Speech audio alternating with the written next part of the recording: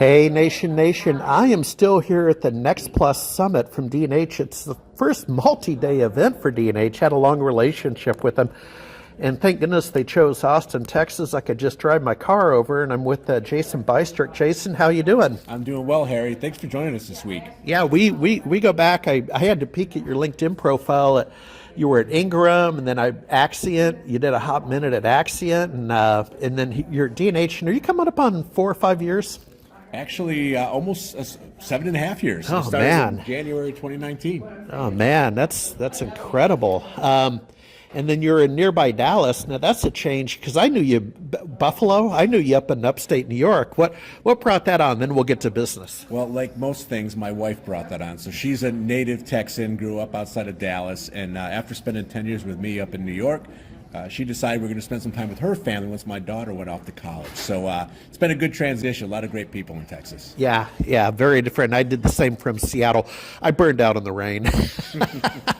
So you gave a keynote speech earlier today, and it kind of amounted to the transition that D&H has made. I knew you as a red brick pick and pack distributor back when I did more stuff with you 15 years ago, and you've transformed. So what are your high level points about the transformation? Well, I will skip the days 108 years ago where we were retreading tires and move on to modern IT. So I would tell you that in the 80s, we were a very consumer-oriented IT and consumer electronics distributor, right? And had a great business with that. But what we found is that our coverage model and service levels were really attractive to some of the smaller SMB-centric VAR partners that were out there. So we started to almost accidentally build a commercial business.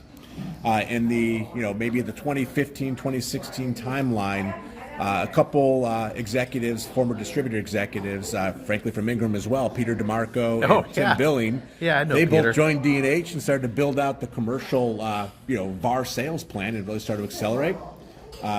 Peter and Tim reached out to me in 2019 and needed some help with Microsoft and the cloud business, and I had done a lot of that in my past, so they talked me into joining. It was the greatest decision I've made. About that time, we're about 3.3, 3.4 billion dollars. About that. Yeah, time. that's about right. Yep. And I think a couple things happened. First of all, we continue to scale just the overall commercial business, and we have a very high market share in the endpoint or the client business. We're really as big as any of the other distributors in that space. That's been our bread and butter. We've made significant investments in the Advanced Solutions Plus business unit I get to lead. It started with cloud. And from there, a lot of the other vendor partners we were working with were saying, hey, we've got a lot of as-a-service solutions, or we're interested in the managed service providers that you supported with your cloud business, or hey, you build a great operational platform, or your pro services are things we need to grow. So we started kind of adding brand new vendors in those categories, and even kind of transitioning over maybe relationships that were a bit smaller at that time into this business unit.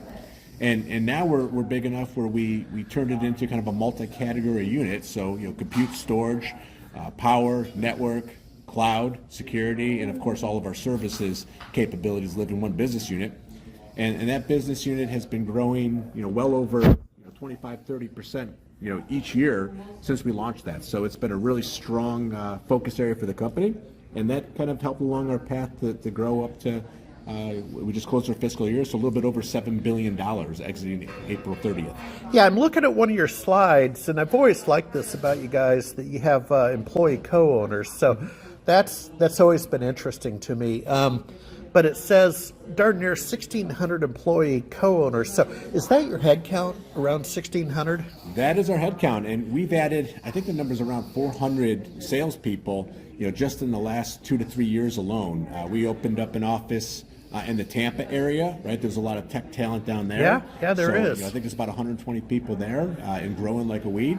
We do have a significant number of people up in Buffalo as well, so there's a lot of IT people that understand distribution and things up there, and of course our headquarters in Harrisburg continues to grow. We built. But you moved. You're not in the old building that I would have known. We're not in the old building. We moved in fall of 2019 to a beautiful. Good Lord, I lost campus. touch with you.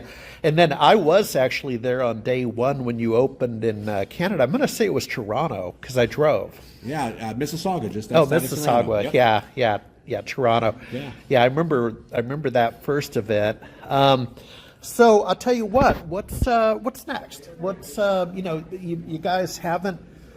When I worked with the two Schwab brothers, and again, this is back in the day, we did some stuff 2010 for a while, and all made sense. But you weren't really at that point. You weren't in acquisition mode, nor seeking to be acquired. Is that still the ethos over there?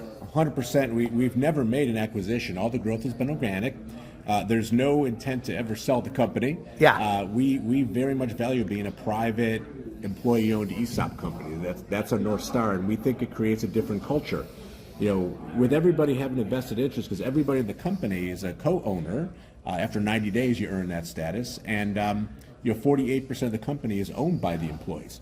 So I think it creates a different service atmosphere, and we're really focused externally on our partners, and we work together because of that common interest, much better than I've seen maybe at other companies in the past. So the other thing I think we're really proud of is that all of our employees are North American based. We don't outsource, we don't offshore, so all the people, long-term relationships, our average tenure is over 10 years, so we don't flip your sales reps around. Yeah, that's pretty good. Yeah, I got mine back in the go-go days with Windows Server, small business server. We got up to 16 employees, but well, and I don't know if I want to do that again. That's a lot of work. It sure is. I should have been better at delegating, but we had an average tenure of 7 years, and see, that's pretty hard down at SMB. There's some turnover, so congratulations. That says something. Well, hey, I want to get a polite image with you, so thank you so much for your time, and I've enjoyed the show. I found it to be, I was telling your colleague a moment ago, Colin, I believe it was, it felt like a weekend MBA Saturday, so a little more, I don't want to say academic, but a little bit more intellectual, not a vendor fest. You don't have a trade show hall. So I congratulate you. And it's also an intimate audience, which I like because, if you go to RSA and 45,000 people, man, it's just noise. we handpicked, around 200 partners to join us this week. We really are very serious about the investments we're making in our Advanced Solutions Plus business unit, and this was a thought leadership event. We needed to have C-suite executives and owners of our partners. I was really pleased that the vendors that participated, we made sure this was also senior vendor executives, and we said we're not talking about speeds and feeds, we're talking about the partners' business models, the transformation taking place, especially around AI and cybersecurity, and the feedback we've got, we're really pleased with. The partners seem to really enjoy the content. Yeah, I hope you do it again, and thank you for having it in Austin so I could drive, but thank you for your time. Thank you, Harry.